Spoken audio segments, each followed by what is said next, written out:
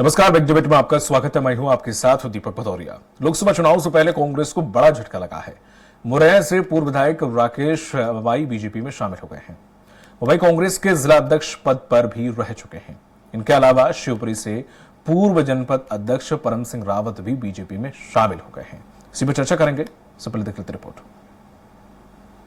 प्रदेश विधानसभा चुनाव में हार के बाद भी कांग्रेस की मुश्किलें कम होने का नाम नहीं ले रही हैं। मध्य प्रदेश कांग्रेस के दो कद्दावर नेता अब बीजेपी में शामिल हो गए हैं। दोनों केंद्रीय मंत्री ज्योतिरादित्य सिंधिया समर्थक रहे हैं। मुरैना से पूर्व में विधायक रहे राकेश मावई और शिवपुरी से पूर्व जिला पंचायत अध्यक्ष पारस सिंह रावत बीजेपी में शामिल हुए हैं। राकेश मावई और पारम सिंह रावत 19 जनवरी को दिल्ली आए थे और सिंधिया से उनके दफ्तर में मुलाकात की थी। इसके बाद दोनों बीजेपी में शामिल हुए थे। राकेश मावई 2 साल पहले कांग्रेस पार्टी से नाराज हो गए थे और उन्होंने तत्कालीन कांग्रेस प्रदेश अध्यक्ष कमलनाथ को चिट्ठी भी लिखी थी। उनकी नाराजगी ग्वालियर श्रीनिवास गुर्जर को स्थानीय चुनाव में टिकट देकर वापस लिए जाने के खिलाफ थी। राकेश मावई भी गुर्जर समाज से आते हैं, इसलिए उन्होंने इसका विरोध किया था और कमलनाथ को चिट्ठी लिखी थी। वहीं मध्य प्रदेश में विधानसभा चुनाव में हार के बाद कांग्रेस अब लोकसभा चुनाव की तैयारियों में जुटी हुई है। शुक्रवार को पार्टी ने बड़ा एक्शन लेते हुए 79 बागियों और भीतर घातियों को पार्टी से बाहर निकाला था। वहीं 150 से ज्यादा नेताओं को कारण बताओ नोटिस जारी किया गया है। इन सभी पर पार्टी के खिलाफ काम करने का आरोप है। बहरहाल लोकसभा चुनाव सिर पर है। देखने वाली बात ये होगी कि कांग्रेस की इस बड़ी सर्जरी और कांग्रेस के नेताओं के द्वारा लगातार हो रही बगावत से कांग्रेस को आने वाले समय में कितना डैमेज होता है। सलमान खान, स्वराज एक्सप्रेस। और इसी मुद्दे पर ज्यादा चर्चा के लिए मौजूद हैं खास पैनलिस्ट हमारे साथ। बीजेपी प्रवक्ता हैं ब्रजगोपाल लोया जी। ब्रजगोपाल जी, आपका बहुत बहुत स्वागत है। कांग्रेस प्रवक्ता हैं राम पांडे जी और वरिष्ठ पत्रकार हैं दिनेश निगम जी। दिनेश जी, आपका बहुत बहुत स्वागत है और राम पांडे जी, आपका भी स्वराज एक्सप्रेस में बहुत बहुत स्वागत है। राम पांडे जी, जिस तरह से जो परिवर्तन संगठन में किया गया है, तकरीबन 79 को निकाल दिया गया है, बाकी 150 को नोटिस भेजा गया है, ये जो सर्जरी की गई है, क्या लगता है कि जो वक्त है सर्जरी ठीक हो सकती है? आपका अपना व्यक्तिगत विचार है। ये जो वक्त चुना है, लोकसभा चुनाव नजदीक है और ऐसे में नेताओं को निकालना कितना सही है? राम पांडे जी, आवाज आ रही है मेरी? जी जी, आपकी आवाज दर्शकों तक पहुंच रही सर। हाँ, कोई पार्टी अपने नेता या कार्यकर्ता को निकालना नहीं चाहती है। अभी जो कार्रवाई की गई है 79 लोगों पर, वो पार्टी को जरूरी था और अनुशासन कायम रखना था। इनमें से कई लोग विधानसभा चुनाव में कांग्रेस प्रत्याशी के विरोध में प्रचार किया या निर्दलीय के रूप में चुनाव लड़ा, और राकेश मावई जी तो चुनाव भी नहीं लड़े थे, विधायक थे, उनका टिकट कट गया था। तो हमारे लिए तो सभी महत्वपूर्ण है, चाहे राकेश मावई हो या ये 79 हो और भी कोई हो, तो पार्टी से निकाला जाता है, उन पर कार्रवाई की जाती है। दुख होता है, लेकिन जरूरी भी है अनुशासन कायम करने के लिए। लेकिन जो लोग पार्टी छोड़कर जा रहे हैं, वो उनके कारण ये नहीं है कि उन्हें बीजेपी की विचारधारा पसंद है। आप देखिए, विधानसभा चुनाव के पहले कांग्रेस के फेवर में एक वातावरण था कि कांग्रेस पार्टी सत्ता में आ रही है, तो ज्यादातर लोग बीजेपी के छोड़कर कांग्रेस में आए थे। कांग्रेस से बहुत कम संख्या में बीजेपी में गए थे। अब चूंकि बीजेपी की सरकार बन चुकी है, तो 5 साल तक कोई धैर्य रख पाता है, कोई नहीं रख पाता है। तो जो 5 साल तक जिसमें धैर्य रखने की गुंजाइश है, वो कांग्रेस में है, और जो नहीं रख सकते हैं वो बीजेपी में जा रहे हैं। और बीजेपी में जाने के और भी कई कारण होते हैं। बीजेपी में यदि कोई जाता है तो वहां उसे कोई व्यापार में प्रॉब्लम नहीं आती है, किसी तरह की पुलिस कार्रवाई का डर नहीं रहता है, ईडी सीबीआई इनकम टैक्स का डर नहीं रहता है। तो कई व्यक्तिगत कारण भी होते हैं जाने के। लेकिन ये जितने भी लोग बीजेपी में जा रहे हैं, उनकी विचारधारा बीजेपी से मैच नहीं करती है। क्योंकि आप देखिए, जब सिंधिया जी ने कांग्रेस छोड़ी थी तो 70,000 लोग कांग्रेस के छोड़कर बीजेपी में गए थे। वो कहाँ गए? अखबारों में, मीडिया में बीजेपी ने सबने ये बताया था कि सिंधिया जी के साथ 70,000 लोग गए।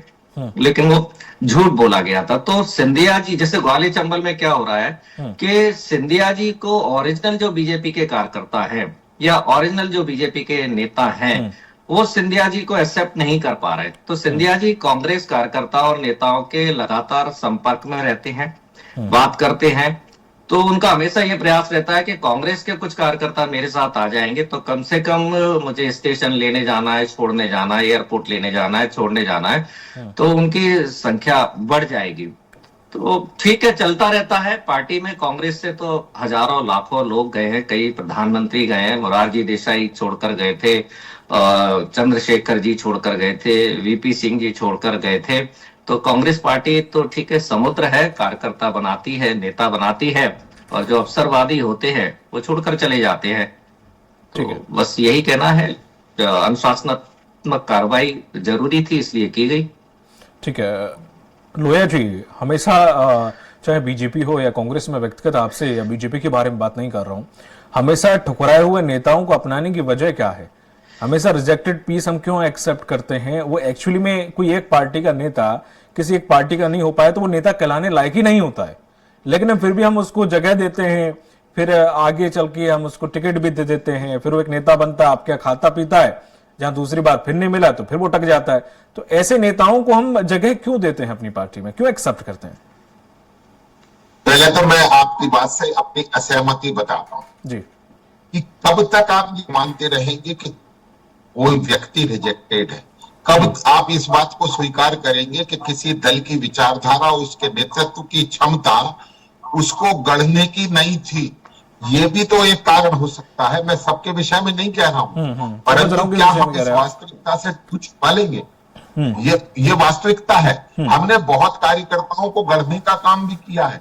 आज आप देख रहे हैं कि किस तरह के आचार और व्यवहार के कारण लोग छोड़ छोड़ कर गए, जिनके नामों के जिक्र किए गए कि माननीय मोरारजी देसाई किस लिए छोड़ के गए थे पूरा देश जानता है। माननीय वीपी सिंह जी बोफोर्स में दलाली के मामले में छोड़ के गए थे पूरा देश जानता है। दरअसल आप उन मुद्दों की चर्चा में ये रिजेक्टेड है क्या? वीपी सिंह जी प्रधानमंत्री बने, वो रिजेक्टेड है। मोरारजी देसाई प्रधानमंत्री बने, क्या वो रिजेक्टेड है? हेमंत बिश्व शर्मा जी एक राज्य के मुख्यमंत्री बने, क्या वो रिजेक्टेड है?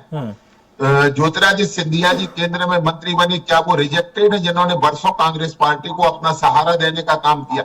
मैं फिर से वही कहता हूं कि आप अपने कार्यकर्ता को इतनी जल्दी उसके विषय में गलत शब्दों का प्रयोग कैसे कर सकते हैं? ये लोकतंत्र है, और लोकतंत्र में नेता कौन होगा ये जनता तय करेगी, और जनता किस आधार पर तय करती है कि जिस राजनीतिक दल के बारे में आप चर्चा कर रहे हैं उसकी विचारधारा क्या है, उसकी कार्यप्रणाली क्या है। अब आप देखिए कांग्रेस के लोगों का संकट देखिए कि कांग्रेस ने एक सेकंड में एक निर्णय कर लिया कि हम अयोध्या नहीं जाएंगे। ठीक बात है, परंतु क्या आपका वो लाखों करोड़ों कार्यकर्ता जो सड़क पर काम करता है, क्या आपने उससे पूछकर ये निर्णय किया? क्या आपने उसकी मंशा को भांपने की कोई कोशिश की? तो जब इस तरह के निर्णय राजनीतिक नेतृत्व करता है तो एक वो बात ही है, क्योंकि उस व्यक्ति को, एक कांग्रेस के नेता का मैं त्याग पत्र पढ़ रहा था, उस त्याग पत्र में उसने लिखा है कि मैं मेरे परिवार में अपने आप को असहज महसूस कर रहा हूं। अब आप देखिए, जो व्यक्ति अपने परिवार के भीतर अपने आप को असहज महसूस करेगा वो क्या जनता में जाएगा, और क्या जनता का नेतृत्व करेगा, और क्या वो मुद्दों को लेकर जाएगा, और किस तरह से वो पार्टी के लिए काम करेगा। देखिए, एक बात को समझने का प्रयत्न आपको करना पड़ेगा कि हमेशा जाने वाले का दोष देना तो बंद करिए। हम रख नहीं पा रहे हैं अपने लोगों को, क्या ये दोष नहीं है? जतिन प्रसाद गए, आप देखिएगा कौन कौन गए हैं। जतिन प्रसाद गए हैं, मुरली देवड़ा के बेटे मिलिंद देवड़ा गए हैं। अब फहरिस्त तो देखिए पूरे लोगों की, मगर आपके साथ कुछ लोग आए भी हैं जो आपकी विचारधारा से सहमति रखते हैं। कन्हैया कुमार आए हैं जो इस देश को भारत तेरे टुकड़े होंगे इंशाअल्लाह इंशाअल्लाह, ये आपकी विचारधारा मैच करती है। तो ऐसे लोगों ने ज्वाइन भी किया है। हम ये नहीं कहते कि कांग्रेस में कार्यकर्ताओं के आने का प्रवाह बंद हो गया है, निश्चित आने का प्रवाह भी जारी है, परंतु जिसकी जैसी विचारधारा है वो वैसे दलों को चुन रहा है। ठीक है, अब इसमें जो आपने कहा, मैं कुछ आपके पूरे वचन में से कुछ उठा लेता हूं। जैसे कि आपने कहा कि जो एक क्षण में ले लिया निर्णय कांग्रेस ने कि हम नहीं जाएंगे, कार्यकर्ताओं से पूछा, चलो ये तो पार्टी का बहुत बड़ा डिसीजन था। आप कोई मुख्यमंत्री या विधायक चुनते हैं तो वो कार्यकर्ता से पूछ के चुनते हैं क्या सर कि किसे बनाना है? निश्चित। अभी आप देखिए ना, अरे सर, देखिए, मैं आपको प्रश्न का जवाब, हाँ, हो सकता है कि कहीं 1, 2, 4 जगह असुविधा हो सकती है, मैं इसको स्वीकार करता हूं, परंतु 90% हमारे निर्णय क्या होते हैं ऊपर से आते और हैं। हम 90% निर्णय को भूल जाएं और केवल 10% पर चर्चा करें। मैं फिर से कहता हूं कि बहुत सारी ऐसी स्थिति रहती है जिसमें हम कार्यकर्ता को बाद में बता देते हैं कि ये टिकट क्यों दिया गया है, किस कारण से दिया गया है, किस संभावना के आधार पर दिया है, इसका अतीत क्या है, इसका भूत क्या है, इसका वर्तमान क्या है और इसका भविष्य क्या हो सकता है। परंतु प्रश्न इस बात का है कि हमारे यहाँ संवाद के दरवाजे बंद नहीं होते। अभी पिछले विधानसभा चुनाव में आपने देखा होगा कि भारतीय जनता पार्टी में भी असंतुष्ट कार्यकर्ता थे, मैं इसको स्वीकार करता हूं, परंतु उन असंतुष्ट कार्यकर्ताओं से हर स्तर के व्यक्ति ने संवाद किया है। नहीं, ये थोड़ा सा यहाँ चेंज करिए लोया जी। जो असंतुष्ट कार्यकर्ता आपके तब थे या जिन्हें टिकट नहीं मिल पाया, जब जो नाराज थे उन्हें आपने चुप कराया, बल्कि इन्होंने अपनी लिस्ट बदलकर उनका नाम संशोधन करके चुप कराया। नहीं देखिए, नहीं ऐसे वहां तो मैं आपसे फिर वही कहता हूं कि आप जब संशोधन कर ही रहे हैं तो एक विधानसभा में 3 बार संशोधन कर रहे हैं, लिस्ट में संशोधन थोड़ी ना होगा सर। तो पहले तो राजनीतिक नेतृत्व तो ये स्वीकार करे कि पहले उसने गलत निर्णय कर लिया था। क्या उस निर्णय के लिए कभी माफी मांगते हैं? वो तो स्वीकार भी कर लेते हैं, आप वो भी नहीं करेंगे सर। और आपके यहाँ सब कुछ ऊपर से आता है सर, हर डिसीजन ऊपर से आता है, कार्यकर्ताओं से नहीं होता है। एक मिनट, एक ऊपर से आता है, कहीं और से आता है। जो जमीन का कार्यकर्ता होता है वही तो ऊपर जाता है। हमारे यहाँ ऊपर से नेता प्रकट होने का सिस्टम ही नहीं है। ये बात मैं आपकी मान लेता हूँ कि आपके कार्यकर्ता को भी बड़ा नेता बना दिया जाता है, यहाँ मैं सहमत हूँ, यहाँ बात आपकी मान लेता हूँ। ठीक है, चाय बेचने वाला निर्णय करता है, एक किसान का 5 एकड़ के किसान का बेटा निर्णय कर रहा है। आप देखिए तो ना कि नेतृत्व को गढ़ने की क्षमता हम में है, तब तो हमारे यहाँ कार्यकर्ता। देखिए ना आप, कितनी बड़ी गैलेक्सी है हमारे पास नेताओं की। ठीक है, वो नेताओं की जो गैलेक्सी है वो कहां से आई? उन्हें गढ़ा है ना संगठन ने। ठीक है लोया जी, मैं आपके पास लौटूंगा। दिनेश निगम जी, जिस तरह से कांग्रेस ने जो स्टेप लिया है जरूरी था, लेकिन मुझे ऐसा लगता है कि ये समय थोड़ा सा लोकसभा चुनाव के नजदीक का है, माहौल वैसा, और ऐसे में किसी भी नेता का खटकना या फिर दूर जाना या दूसरी पार्टी में शामिल हो जाना, एंटी इनकम्बेंसी और कहीं ना कहीं थोड़ा सा प्रतिशोध की भावना कि नहीं कांग्रेस हमें निकाले, ईगो को ठेस पहुंच जाती है लोगों के। एक निकाला गया और निकलना, दोनों में अंतर होता है। तो ये कहीं ना कहीं लोकसभा चुनाव में कांग्रेस के लिए कुछ समस्या खड़ी कर सकता है डिसीजन। नहीं, देखिए क्या है कि ये अनुशासनहीनता के आरोप में जिन दलों ने निर्णय लेते हैं, जो भी लेते हैं, तो उनकी परिस्थितियां ऐसी रहती हैं कि उनको बहुत सोच समझने के, बहुत परीक्षण करने के बाद, बहुत विचार विमर्श करने के बाद, उसकी फील्ड में उसकी क्षमता को देखने के बाद इस तरह का निर्णय लेते हैं वो लोग, है ना। तो और वो जरूरी भी है। निश्चित रूप से अनुशासन हर दल में होना चाहिए, और अनुशासनहीनता जो करता है तो उसके खिलाफ बिल्कुल कार्रवाई होनी चाहिए, इसमें कोई दुरा नहीं। और जिस दल ने भी इस तरह का निर्णय लिया, वो परिस्थितियों को देख करके जो भी लिया वो देखा। और जैसे कि अभी आप जो इशारा कर रहे हैं लोकसभा का चुनाव, तो जैसे हम और आप अगर इस मामले में विचार कर रहे हैं, तो निश्चित रूप से कांग्रेस के जिन दिग्गजों ने इस तरह का निर्णय लिया होगा या उनकी अनुशासन समिति जो होगी जो निर्णय लिया होगा, तो निश्चित रूप से इस मुद्दे पे भी विचार किया होगा। जाहिर है कि कल को दिनेश निगम को हटा रहे हैं तो उसमें क्या फर्क पड़ेगा। तो मेरा मानना यह है कि दिनेश निगम को हटाने के पहले उन्होंने दिनेश निगम का पूरे वजन का तोल मोल कर लिया होगा कि क्या कितना इंटरफेरेंस कर सकते हैं, क्या कर सकते हैं। और ये किसी एक दल नहीं, सभी दल में होता है। और लेकिन मैं थोड़ा सा इशारा कर भारतीय जनता पार्टी के प्रवक्ता से भी मैं कहूंगा कि उनके यहाँ भी अनुशासन समिति बनी हुई है। बहुत लंबे अरसे से देखा जा रहा है कि अनुशासन समिति की न तो एक निश्चित अवधि में कोई बैठक होती है और न निर्णय होता है। ये कांग्रेस में भी बहुत लंबे अरसे बाद देखने को मिला, अगर आप देखो तो ये अनुशासन समिति। जबकि ऐसा नहीं, हर दल में अनुशासन समिति बनाई जाती है। जब भी कोई पार्टी का प्रदेश अध्यक्ष बनता है तो जिस तरह से वो प्रकोष्ठ बनाते हैं, जिस तरह से वो समितियां बनाते हैं, तो उसमें एक अनुशासन समिति होती है जो सर्वोच्च होती, और उसको पूरे पावर दिए जाते हैं निर्णय लेने के लिए। तो लेकिन मैंने देखा है, जो मेरा खुद का, मैंने 42 साल में कई अनुभव मैंने देखे हैं, कई उलट फेर देखे मैंने। तो मेरा मानना ये कि 15-20 साल के बीच में तो मैंने नहीं देखा कि कोई इस तरह से सामूहिक रूप से कोई अनुशासनहीनता करने पर एक निर्णय हुआ। अब रहा सवाल आने और जाने का, तो ये तो जो जा रहा है उसको सोचना चाहिए कि हम जहां जा रहे हैं तो वहां हमारी क्या बखत होगी। ऑलरेडी वहां पहले से आप जिंदगी भर उसका जिस दल का आप विरोध करते रहे, सड़कों में किया, अपने वार्डों में किया, अपने मोहल्लों में किया, विधानसभा क्षेत्र में किया, उन्हीं कार्यकर्ताओं में आप घुल मिल कैसे सकते हो? कैसे घुल मिल जाओगे आप एकदम से? पर चूंकि ये परंपरा एक बन चुकी है कि आ जाओ भैया, आ जाओ हमारे यहाँ, हाँ हमारे यहाँ आ जाओ, माला पहना देते हैं तुमको, तुम हमारी पार्टी के हो गए। पहले आपको मालूम होगा भदौरिया जी कि ये सदस्यता लेने की भी एक परंपरा होती थी, है ना? वो सारी परंपरा आप देखने को मिल रही है क्या? पहले होती थी, क्रियाशील सदस्य बनाए जाते थे, उसका फार्म भराया जाता था, बाकायदे उसकी पूरी प्रक्रियाएं की जाती थी।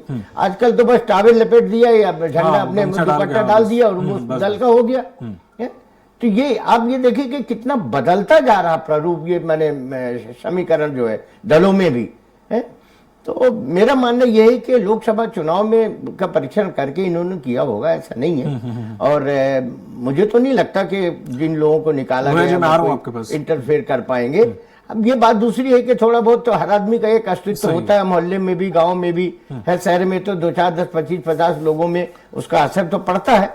तो मुझे नहीं लगता कि ऐसा कोई खास असर डाल पाएंगे। अब ठीक भी है, सही होने के लिए, पार्टी को ठीक करने के लिए कड़वी गोली दी जाती है, तभी बीमारी ठीक होती है। जरूरी है नहीं। देखिए उससे क्या होता है कि आम में जो लोग इस तरह से कोशिश भी करते हैं उनके लिए एक सबक भी रहता कि यार जब इनके साथ हो सकता है तो कल मेरे साथ भी हो जाएगा।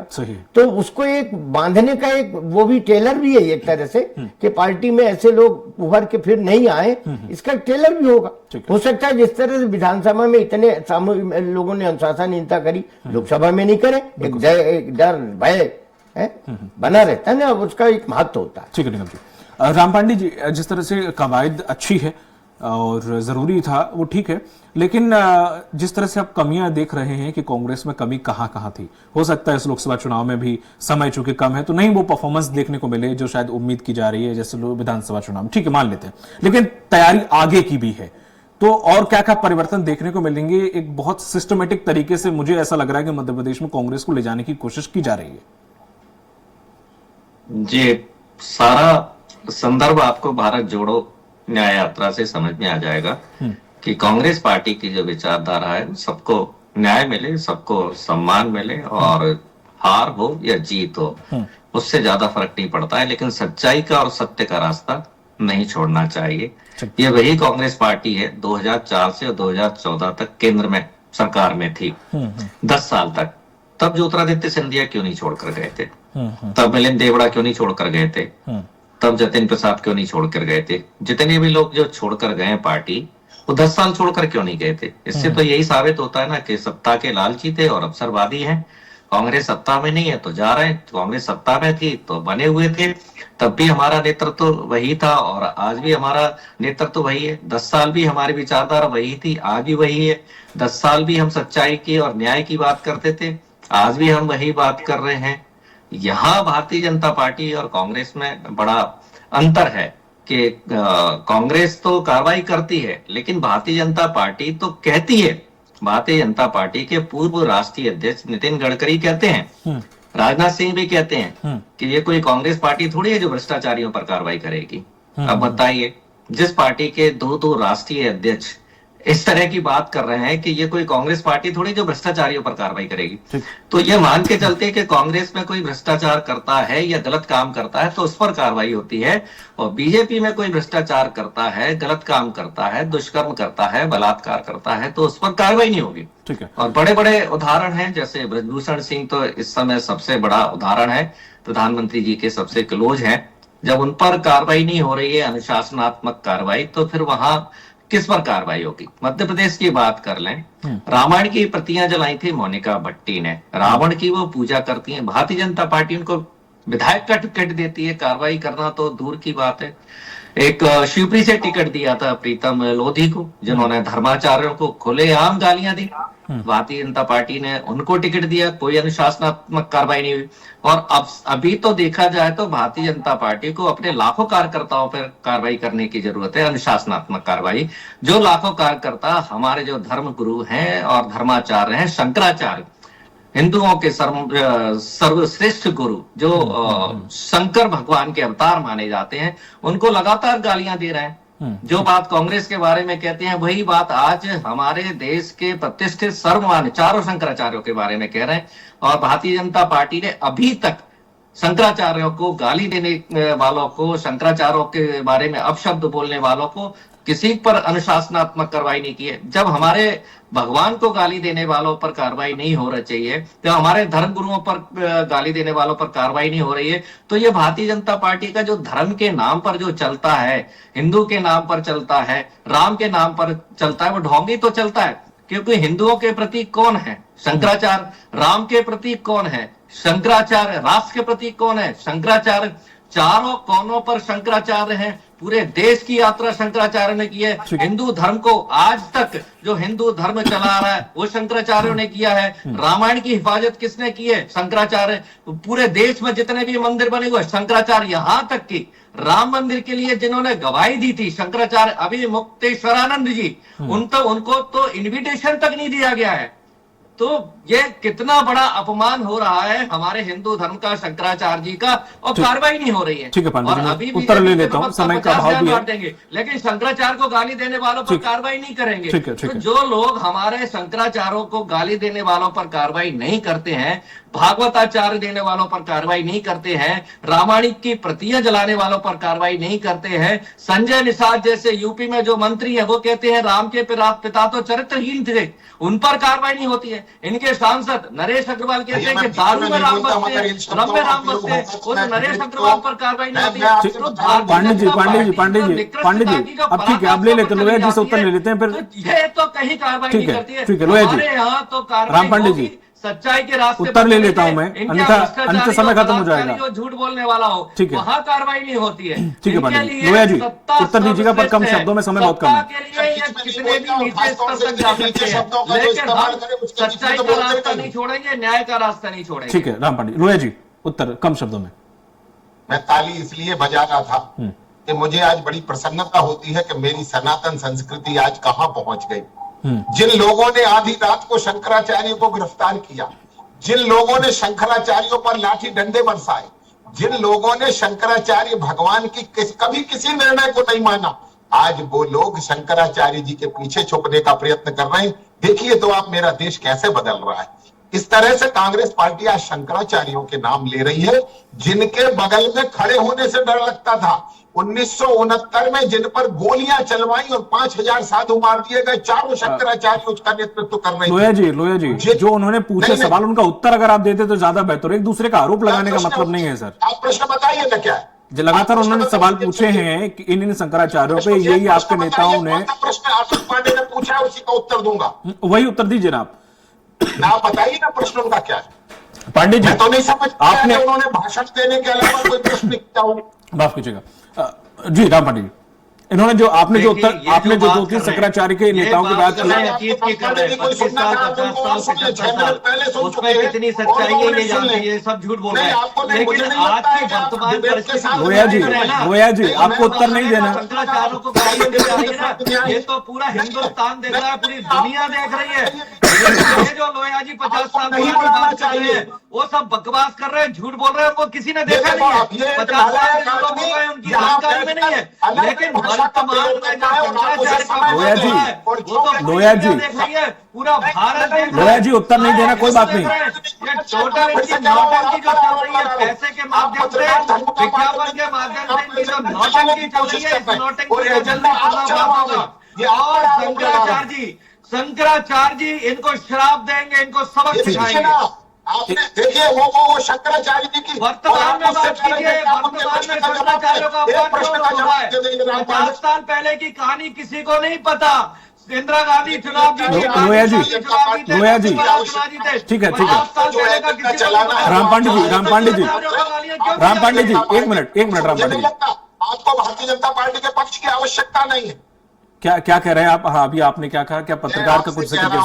आपको जब भारतीय जनता पार्टी का पक्ष नहीं सुनना है हाँ। तो आप उसके प्रवक्ता को क्यों आमंत्रित करते हैं? भला सीधा लोया जी, आरोप आप पर लगा रहा हूं। आपको अगर मैं तो बता दूं, रामपाल सबसे जी ज्यादा का वक्त मैंने आपको दिया है। अगर विपक्ष आपसे सवाल पूछ रहा, मैंने नहीं पूछे वो सवाल आपसे, विपक्ष पूछ रहा है। अगर आप उन सवालों के उत्तर नहीं देना चाहते तो कोई बात नहीं। इसका जवाब दीजिए। राम पांडे जी का प्रश्न आप बता दीजिए। डिबेट आप में पूरे डिबेट में अगर एक दूसरे पर आरोप लगाने के लिए अगर आते हैं तो सर कोई निष्कर्ष नहीं निकलेगा ना सर। इसलिए हम आपसे कहते हैं कि प्रोपोगंडा और एजेंडा चलाने वाले लोग नहीं चलेंगे। कहां कौन सा प्रोपोगेंडा चल रहा है सर? कौन चला रहा है प्रोपोगेंडा? आपने पूरी डिबेट को आप वापस सुन लीजिए। कौन प्रोपोगेंडा चला रहा? उन्होंने सवाल पूछे, मैंने आपसे पूछा, उत्तर दे दीजिए। आप आरोप लगाने लग गए। मैंने कहा सर आरोप छोड़िए, उत्तर दे दीजिए कि इन नेताओं ने अगर कुछ कहा है किसी शंकराचार्य जी को तो आपने कोई कार्रवाई की है। हो सकता है राम पांडे जी झूठ तथ्य रख रहे हो तो आप उन्हें वो कर दे, खंडन कर दें। प्रश्न तो बताइए प्रभु। अब तक आप क्या कर रहे थे सर? आप सुन नहीं रहे थे राम पांडे जी को? सब सुना है। उन्होंने तो 10 नाम गिनाए, मैं यहाँ पर 10 नाम इकट्ठे करूंगा सर। वही तो वो कह रहे हैं कि शंकराचार्य के खिलाफ लोग। ठीक है, वो आपका उत्तर समझ में आ गया निगम जी। मैं पूछ तो रहा हूँ और मैं शंकराचार्य के प्रश्न पर ही तो जवाब दे रहा था। ठीक है, ठीक है। आपको जवाब चाहिए नहीं ना? अरे सर आप उत्तर नहीं दे रहे थे, आप कांग्रेस के उनके गिनाने लग गए, तुमने लाठियां किस पे चलाई हैं। चलिए ठीक है निगम जी, ईमान और धर्म होगा तो आपने सुन लिया दोनों लोगों को। आपने लोया जी, ठीक है सर, समय निर्धारित है, समय निर्धारित है, माफ कीजिएगा। लोया जी को भी आपने सुना, जिस तरह से वो भड़क रहे हैं जिन सवालों पे, इन्हें भड़कना चाहिए। नहीं, देखिए क्या है कि डिबेट जिस मुद्दे पे होती है, मेरा कई बार चैनलों से मैंने कई बार निवेदन किया, कई प्रवक्ताओं से भी मैंने निवेदन किया कि जिस मामले में डिबेट हो, अक्सर अपन बात अगर उसी की करें तो ज्यादा अच्छा रहता। आज जो डिबेट हो रही वो अनुशासनहीनता से जुड़ी हुई है, दल बदलो, इधर से उधर जाने के बारे में जो चर्चा है, निश्चित रूप से उसी मुद्दे पे बात होना चाहिए। जैसे अब श्री राम जी ने अगर कांग्रेस के प्रवक्ता ने बीजेपी के प्रवक्ता से कोई प्रश्न उत्तर चाहा है तो प्रवक्ता, बीजेपी के प्रवक्ता का ये दायित्व बनता है कि उनके प्रश्नों का उत्तर दे। इधर मैं मतलब कोई भी मैं प्रवक्ता का ये दायित्व बनता है कि वो सुने और एंकर का ये दायित्व बनता है कि वो पर्याप्त समय दे। बिल्कुल बिल्कुल बिल्कुल नहीं करेंगे आप वो उनका दायित्व नहीं है। नहीं बिल्कुल दायित्व किसके? हर दायित्व भारतीय जनता पार्टी का दायित्व है। नहीं ऐसा नहीं। देखिए क्या है, देखिए क्या है लोड़ा जी, मेरा देखिए मैं तो नहीं, मेरी बात सुनिए, एक मिनट मेरी बात सुनिए। अब लोया जी, अब आप निगम जी की भी बात नहीं सुन रहे हैं, सबसे ज्यादा डिबेट में आपने वक्त लिया है। मैं आपसे हटाना हमारा दायित्व है, इसीलिए तो कह रहे हैं सब दायित्व हमारे हैं, हम उनकी पूर्ति कर रहे हैं। देखा नहीं ऐसा नहीं। देखिए क्या है सर, रहने दीजिए, निगम साहब बोल रहे हैं, उन्हें तो बोलने दीजिए कम से कम। तो सारे हमारे ही बनते हैं। देखिए जो डिबेट, जो मत में इस बात से मैं सहमति रखता हूँ। आप मेरी बात, दायित्व जितने की है वो भारतीय जनता आप मेरी बात, पहले मेरी बात सुनिए, मेरी बात सुनेंगे आप, मेरी बात सुनेंगे आप? बोलिए। मैं ये कह रहा हूं कि ये मैं किसी पार्टी के मैंने नाम लेके नहीं, मैं दोनों लोगों के लिए कह रहा हूं, दोनों को कह रहा हूं, समय चूंकि खत्म हो गया, मैं दोनों को कह रहा हूं कि मुद्दे पे अगर बात करें। ठीक है, माफ कीजिए निगम जी। लोया जी आपका बहुत बहुत शुक्रिया, राम पांडे जी आपका बहुत शुक्रिया, निगम जी आपका बहुत शुक्रिया। चूंकि समय बहुत हो चला था इसलिए माफी चाहूंगा आप लोगों को इंटरप्ट करने के लिए। इस डिबेट में फिलहाल इतना ही, नमस्कार।